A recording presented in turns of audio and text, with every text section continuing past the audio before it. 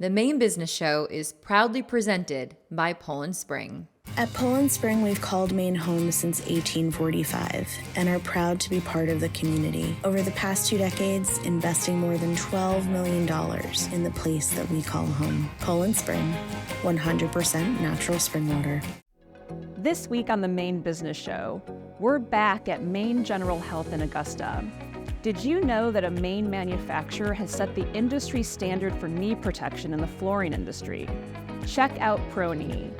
And we'll learn more about who makes all those beautiful crafts you see at the Gardner Exit Rest Stop off of I-95. All of that and more on the Maine Business Show, coming right up.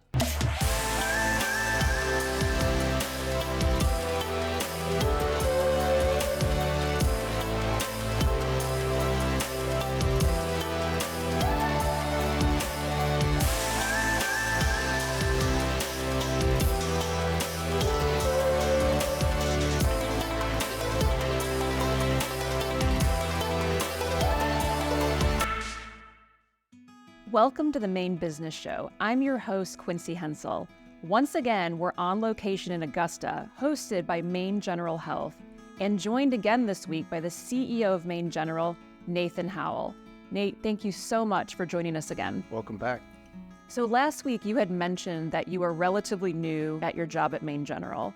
Has there been anything that surprised you about the job or about the community you recently joined? You know, I've been here basically 3 months, and I'm very pleased to state that the culture is incredibly strong. So the discussion around that was really important. Why is that important? Because we're a community-based healthcare system. So we're all about serving the folks in our community. And you feel that when you come in the front door. You feel people meet you in the eyes. I watch team members help people and take the extra step. And when I'm out interviewing, and rounding with our patients call out our team members by name. So that's really special, and it's a surprise. I was also a little bit surprised. I had worked in Southern Maine, so I was familiar with those communities. But part of my job is to get out into the community as well. And what I found about Central Maine that differentiates it a little bit from Southern Maine is I see a lot of the community giving to other not-for-profits, to other organizations that effectively help to pick up our community kind of by its bootstraps. That level of engagement is new. It's different. I think, helps to differentiate Central Maine from even Southern Maine, and that's pretty special too. Well, you just shared some of the great qualities of Maine General. What was it that made you decide this was the type of organization you wanted to lead? I think it ties back again to that culture. For me, I was looking to grow, in my position and in my chosen profession, and Maine General is a larger, more complex organization. So it has a breadth of services, which I think is important to the region. It's a place where I could, grow and still be in the state of Maine. But that culture also rubbed off as well. And so I left those interviews saying, yeah, this is a place I want to work. And 3 months in, this is a place I'm actually excited to come to every morning. And I think that's special. You had mentioned last week that the Harold Alphons Center for Cancer Care is undergoing an expansion. What is it that you hope to achieve through that expansion? Because we've gotten better at cancer care, we have more survivorship. And so the overall need is there. And frankly, we're out of space. We've done everything that we can. It's a $36 million project. It's a big project, but we're doing things like adding clinical rooms and adding medical infusion space, and then adding support spaces that are important, laboratory and pharmaceutical spaces. So the idea is that we have enough space to meet the need for our cancer patients here in Kennebec Valley. Well, this has been a beautiful location for us to host our show, and I have to imagine a really wonderful, peaceful, healing place for people to come to who are seeking medical care. So I want to thank you, Nate, for allowing us to be here. Thank you for being a part of our show, and I hope you'll visit us again. Thank you. Ever had a floor redone in your home or office, new carpet laid, or a new finish put down? If so, then perhaps you've noticed that the skilled workers making those changes spend a lot of time on their knees, and that can be not only painful, but can negatively affect a worker's longevity in that field. Lee Richards once did that for a living and invented a knee pad system that is a revelation for workers and has become the industry standard. Lee Richards, the inventor, founder, and president of ProKnee, and his daughter, Jordan Richards Abbott, vice president of ProKnee, join us today. Lee and Jordan, thanks for being on the show. Oh, hi, Quincy. How are you? So I love this story of this company. You discovered a need. you manufacture this product in Whitefield and you sell it globally. So Lee, I'm sure this is probably obvious, but how did you discover the need for knee protection? Well, okay, so I did it for 10 years myself. Installed all kinds of flooring at ski resorts and commercial places, residential houses and whatnot. And I developed problems after 10 years myself to where I couldn't even kneel down. And I was making a great income, and I was very, very happy with that. So what I ended up doing was, because I couldn't kneel down, I was on a search for the knee pad that could keep me in business. Now, keep in mind that I always wore knee pads. I always tried to wear knee pads. I was trying to find the best knee pad that there was as it was. So when I had my knee problems, that's when I really fine-tuned my quest to find a knee pad that could keep me in business. Guess what? I couldn't find any. So lo and behold, I said to myself, if I'm going to stay in this business that I love, I'm going to have to make something myself. And that's what I did. So I did that. The design process was driven by me needing to take care of my knee problems and combining geometry and engineering along with the ergonomics of having to kneel. I ended up getting 8 patents to protect the technology that I had developed, which combined the ergonomics and the current technology of manufacturing processes and things like that. Today, we have very successful product lines. We have 2 knee pad product lines, and our customers absolutely love our knee pads. So, Jordan, you produce this in Whitefield, Maine, and you're selling this product globally. So how do you make sure that your supply can meet the demand? So an important part of what we do is obviously being made in the USA, which enables us to control quality, everything in-house. So with lack of the variability in the supply chain, enables us to really meet the demand on a worldwide level in a timely manner. All those essential parts. You're also the company's vice president, and you are in charge of new product development. What are some of the products that might be coming down the line? So very exciting. My background comes in fashion design. I spent 8 years designing children's wear for Ralph Lauren in New York City. So when I moved back to Maine 5 years ago and joined the family business, I thought, how can I bring that experience into our company? And Dad so graciously gave me the opportunity to be bringing a lightweight tactile work pant into our line. The ultimate goal is to evolve the line to be a full workwear line for men and women. But we're starting with a pant. It will integrate our knee pads, and it's a really exciting way of expanding the line because right now we offer a full-length knee pad. We offer an all-purpose knee pad. And the only area of the market we're really not competing in is in trousers and work pants that have knee pads in them. So this will really kind of complete our knee pad offering and enable us to expand into a whole other realm of product development. Well, that brings me to workforce. Lee, you have a pretty big manufacturing facility in Whitefield. What does that look like in terms of your workforce? Well, I'll tell you, depending upon what economic conditions are across the United States, we hire according to that. So we'll have up to 30 people at times, and we back off. Currently, we have 17 economic conditions. You know, we follow the economic conditions to the T in the United States. So if demand calls for it, we can amp up pretty quick. The workers in Whitefield and the surrounding areas are very, very competent. They're great workers. We love them. And they love the job, by the way. So sometimes we might lay some people off, and they can't wait to come back. And that's kind of one of the nicer things about working in a small community where you have that kind of people. It's everyone kind of knows each other, and it's just a real nice feeling. And might I add that we're constantly looking for new talent to join our team, especially as we expand from marketing and operations, production. We've got a great place to offer Mainers jobs. Jordan, how can people purchase your products? Do they order direct from you, or can they purchase it at select retail locations? So for our first 30 years of business, we sold direct to the consumer. Now with 460 distributor locations, we made the decision in 2020 to sell through our distribution only network. We also have multiple online distributors that allow people to buy with just a click, just as easy as they used to. Jordan, Lee, it is so nice to meet you both and to learn more about Prony. You are another amazing Maine family business. So I can't thank you enough for joining us today and talking a little bit about your company, and I hope you'll come see us again. Well, thank you very much for having us. Yeah, thank you so much. Coming up next, our tools are accurate so that the machinists using our tools can do accurate work. It's the most wonderful time of the year, so the girls and I planned something special. Instead of going home for the holidays, we're taking a holiday from home. We're on our way to Norway. Well, Norway, Maine, that is. This town's charming shops and beautiful Main Street are sure to get you in the holiday spirit. And we've picked out a magical treehouse getaway called The Woods, Maine. The 2023 Honda Pilot Trail Sport with wireless Apple CarPlay and Android Auto compatibility is the perfect car to get us there.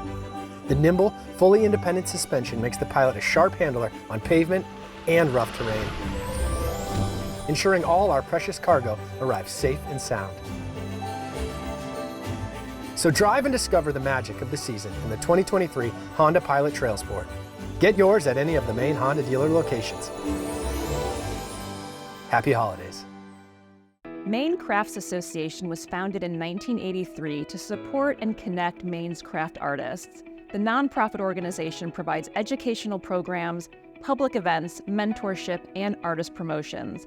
Whitney Gill, herself a potter, joins us to tell us more about the association and its artists. Whitney, thanks for joining us today. Thank you for having me. I love highlighting the arts on this show because the arts are such an important part of our economy. Can you share with us how many Mainers work as craftspeople?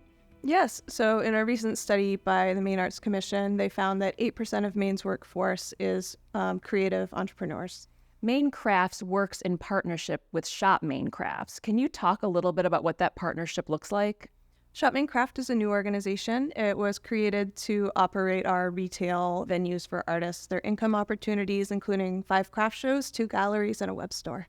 So you have 2 retail locations. One is off the Gardner exit off of I-95. The other one is on Congress Street in downtown Portland. Can you talk a little bit about what people would experience if they go into these locations? Sure. So we have over 400 artists represented between the 2 stores out of our 600 members. We have jewelry, pottery, woodworking, basketry, all sorts of really fine, beautiful handmade products that people can buy for their homes. So how would a craftsperson get involved with the Maine Crafts Association, and what are the benefits with membership? So anybody can be a member. Anyone living and working in Maine can join the MCA and get some automatic benefits of being included in our association. They get a profile on our website. They have member discounts to participate in our programming. And to be involved in the galleries and Shop Maine Craft programs, it's juried, and members get a discount to apply for those juries and participate. What are some of the resources available to members? Members who join the MCA have access to our programming. The many benefits include mentorship and getting connected with other artists in their community to learn business advice, ways to grow and develop as artists. We also offer access to marketing. Whitney, it was so great to meet you. Thank you for being on the show. The Maine Crafts Association is such a wonderful asset to our arts community. I hope you'll come visit us again. Thank you very much. My name is Brian Beelan. I'm the owner and president of KB Tooling and also the founder. KB Tooling is a manufacturer of precision cutting tools. These cutting tools are used in the machining industry to create complex and high precision parts. The fact that they're precision comes from the fact that the parts are very precise and some of the forms on the parts need to be very specific. So the tools have to be even more specific in order to cut the metal to that form. So our cutting tools create those forms in metal parts.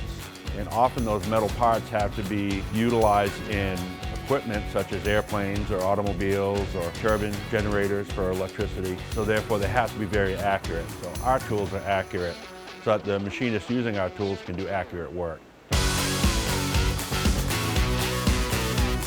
So our customers are mainly manufacturing and metalworking businesses. First we started out in Maine, but we're expanding all around New England and further south into the mid-Atlantic states. Through word of mouth and our website, we've been able to also reach out to Midwestern companies, so we've had some good inquiries from there and some successful accounts come from there. A lot of it comes through distributors as well, so the industrial distribution companies out there also utilize our services for their customers, which are big and small. I mean, we can talk two-man shop up to a 3,000-person corporation. Our next step is to create our own product, which we'll warehouse and sell through a catalog through our distributors. Water connects us all. As a company that relies on nature, we take responsibility to help conserve it. Our team of experts sustainably source water from carefully selected springs, monitored and managed to help support Maine's future, continuing the legacy of one of Maine's oldest brands for this generation and those to come. Poland Spring, 100% natural spring water. John Alfred Poor, a Bangor lawyer, was concerned about Maine's economic decline in the 1840s and had an idea about how to reverse it. Enthralled with railroads since his childhood, Poor decided that Portland should make a bid to be the winter port for Montreal, a place for shipping traffic when the St. Lawrence Seaway was frozen over. According to the Maine Historical Society and Maine Memory Network, John Poor wanted Portland to be the terminus for an international railroad connecting the U.S. with Canada, and for Portland to be the primary American port in the Northeast. Boston also was vying for that privilege.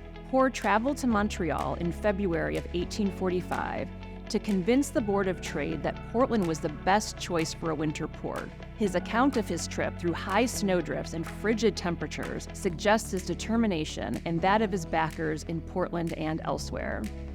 In 1846, he started a foundry on the Portland waterfront called the Portland Company, where he built locomotives and cars for the Atlantic and St. Lawrence Railroad. The Portland Company built hundreds of steam locomotives, engines, construction equipment, automobiles, and other products until it closed in 1978. The site where the Portland Company once stood is now home to a 10-acre neighborhood known as Portland Fourside, which will include a public market, restaurants, a marina, and residences.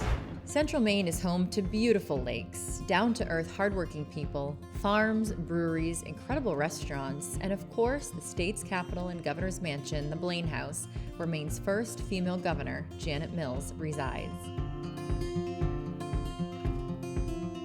So whether you're golfing at the Augusta Country Club, fishing along the Kennebec, boating on Cobbessy Lake, or enjoying a craft cocktail at one of my favorite restaurants in Augusta, State Lunch, there truly is something for everyone. It's a nice way of life. And the Maine Cabin Masters agree. You may know and love the Maine Cabin Masters from their popular show on the Magnolia Network, and while people from all over the world tune in to see their incredible transformations, the team proudly calls Maine home. Just a mile from the Augusta Country Club in Manchester, Maine, you can check out the Kennebec Cabin Company, home of the Maine Cabin Masters. You can grab a beer, a bite, catch a show, and hang with some of the coolest people I know here in Maine. Hi, I'm Ashley. I do the design work for Maine Cabin Masters, and I also am part owner of the Kennebec Cabin Company. And now this is my husband, Ryan. How we doing? My name's Ryan Aldridge. I'm married to Ashley, married to my brother-in-law Chase, and got two of my best friends working with us too. I'm Jedi, Jared Baker. I break it, build it, put it back together with the rest of them. Hi, Dixie. My name's Matt Dix, carpenter. Love the great state of Maine. Love being here. Love working with all my friends. This is Susie. This is my girl Susie right here. She runs hard, she plays hard. She has no boundaries. Just like her She's dad. kind of like myself. Pain doesn't hurt. Yeah, I'm Chase Morrill. I'm part of the team, carpenter. We've started Kennebec Cabin Company kind of as something that will take us further once the show's ended. And we're just enjoying what we're doing. We love the state. For people away, they call it cabins. And that's so, we would have called the show Maine Camp Masters. True. I mean, technically. A camp can be a $5,000 hunting shack to someone up in Starks, or it can be a $2 million second home for someone. To them, it's a camp where they go and spend time with their family and hang out and disconnect. That whole big border. Yeah. We get asked that a lot, but We love Rangeley. Love Rangeley. I love it right we here. love Clearwater Lake, Maine. Yeah, we love all I love it on limestone. Yeah. Like, Oh, yeah, I love it We all. love the state. Well, Bribery. Bribery. That's how we make up. We do a lot of we're huggers. Dixie, Jen, and I, we've got mad at each other before. I've kicked buckets, but we'll laugh at the end of the day. I usually feel bad and go buy him ice cream or beer. He does. Ryan overreacts so fast, like just like that. Boom. As far as materials go, Peter wants to know, do you favor pine, cedar? Eastern white pine. V-mat, shiplap, center bead, 1x8, 1x12, whatever. It is nice to throw a little cedar in though. Oh yeah. But we buy Eastern white pine. Yeah, We use hemlock. Hemlock, yeah. We have an application on our website, mainecabinmasters.com or kennebeckcabincompany.com. It's got, we have to be able to get the camp done in 6 to 8 weeks. We've got to have a realistic budget, and there has to be a pretty good before and after transformation. But you don't give up either. We've 2 camps this year we were submitted 2 years ago, so you never know. From Whitefield to Wayne, from Richmond to Reedfield, Maine's Kennebec Valley region cuts a wide swath across the state. From recreational oasis like the Belgrade Lakes to the seat of state government in Augusta, this region has a diverse selection of businesses and industries.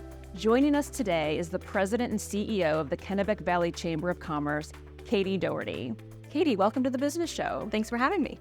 So you and I have the same job, just in different parts of the state. So we are both dealing with juggling interests of big and small businesses, sometimes more urban versus more rural needs. What would you say is the biggest challenge your chamber is facing right now? So like you mentioned, I'm sure we're facing the same issues too. So workforce, housing, everything like that. So it's probably making sure that our chamber is meeting the needs of all the different industries and all the different needs of our members, from the small business to the big businesses like you mentioned. I know your chamber has some initiatives underway to deal with some of these challenges the region is facing. Can you talk about some of them? Yeah, so for workforce, for example, we started the program 7th Up Biz Tour. We partnered with Arconi Middle School and to bring all the 7th graders that are in the area to the local businesses that are right here in Kennebec Valley. So hopefully it starts a pipeline for our businesses that are here to showcase to our students what's available right here to work in, what education needs they need. So when they do, if they go away for college or decide to go into the trades, they know what's available right here. So we're at Maine General today. So when you think of a hospital, you think of nurses and doctors. But realistically, you could be a chef, you could work in IT, you could be security, you could be in marketing. There's so many different ranges within one big business that we really want to help showcase what is right here so our students come back, stay, work, play, and live here. So what makes the Kennebec Valley attractive for businesses? I would say our range of so many different options. You have the capital right here in Augusta and a lot of commerce right along the river, but then also the rural. You can jump over to Belgrade Lakes or go to Maranacook and you get the relaxation and the reset, but then also the hubbub of the business community. I know in this current environment, there's a lot of needs that businesses have, but what would you say is the number one thing your businesses are saying they need the most? From a chamber's perspective, I think they're looking to us to really provide the resources and education that they need. So whether if it's help with a program on an educational side to bring in a speaker on employee retention or what they can do to take their business to the next step. So I think a lot of the businesses look to us, especially I think COVID helped the chamber shine out and say, we are a resource. Reach out to us, let us know what you need. But then also we're the huge connector to bring everybody together to convene and help grow their businesses. Well, Katie, you do an incredible job at your chamber. I loved having you on the show. Thank you for being here, and I hope you visit us again. Thanks. That's it for this week's edition of the Maine Business Show. Our thanks once again to Maine General for hosting us and to all of our guests. We hope you learned something new about Maine business and that you'll join us again. I'm Quincy Hentzel. See you next time.